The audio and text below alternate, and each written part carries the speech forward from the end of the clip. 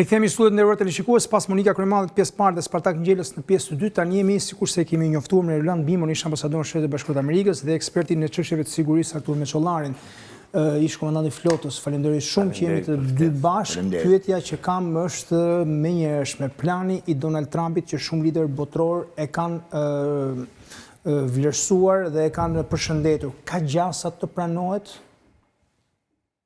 Ambasador.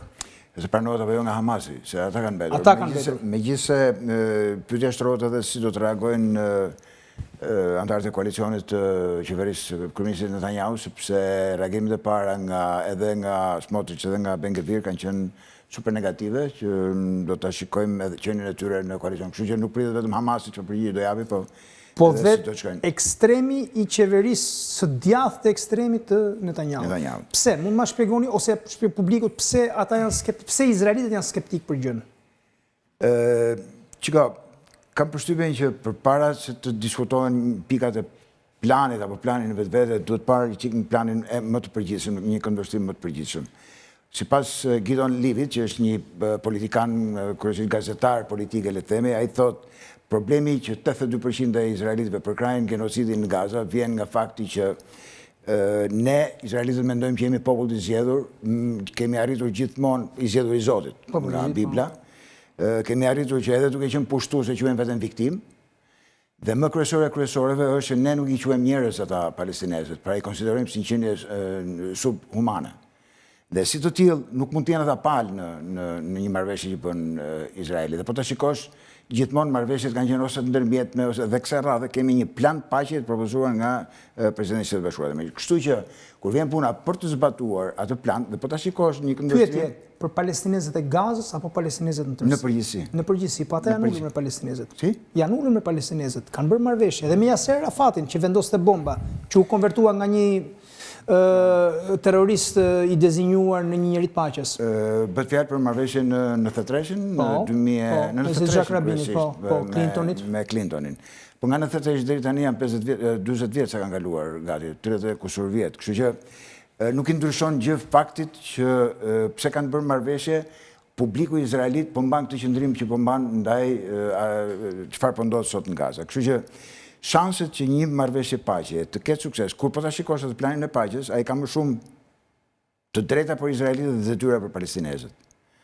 Dhe se si i realizojnë detyrat që parashtrohen plani palestinezët, do të jenë izraelitët ata që do vlerësojnë, nëse kanë përmbushur të pikë apo atë pikë apo atë pikë.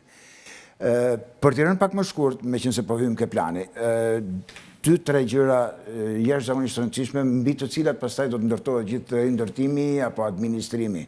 Pa siguri, pa institucionet sigurisë dhe pa realizuar, të themi, anën ushtarake, le të themi, të gjës, është e tepër që diskutohet për gjëra të tjera. Të gjitha çfarë thuhet që kanë të bëjnë me sigurinë, pra tërheqja e trupave izraelite nga Gaza, nuk ka as afate dhe nuk ka as masa shtrënguese që nëse nuk ka bën këtë në afat do të kesh këtë pasojë.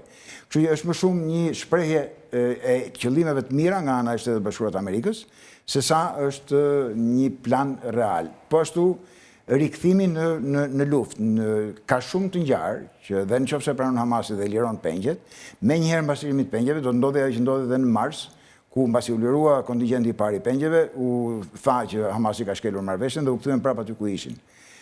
Problemi është jashtëzakonisht i thjeshtë për të kuptuar. Izraelitët me ndihmën apo pa ndihmën e amerikanëve, po më shumë mirë se rasteve me ndihmën e amerikanëve, do bëjnë atë që janë nisur të bëjnë në Gaza.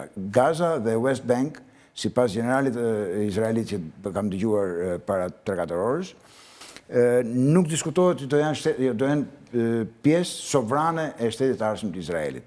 Se kur të shpallet sovraniteti mbi Gazën dhe mbi bregun perëndimor, është çështje taktike. Pra, Izraeli nuk do të arrijë asnjëherë që të mos bashkëpunojë me Shtetet Bashkuara të Amerikës. Pra do të harruajë pamjen e përgjithshme të bashkëpunimit. Dhe nëse në një moment caktuar shpallja e sovranitetit mbi bregun perëndimor, që ata tashmë e kanë quajtur Judea dhe Samaria, nuk i referohen më si bregu perëndimor, do të dëmtonte interesat e Amerikës, sikur se tha presidenti Trump, që unë do të ndaloj izraelitët që ta aneksojnë.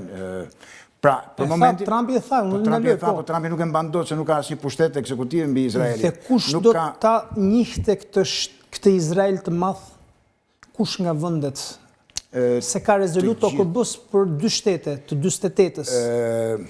Janë dhe kufit të përcaktuar. Nga Janë dhe kufit. Kufit e kujt? Midis Palestinës dhe Izraelit.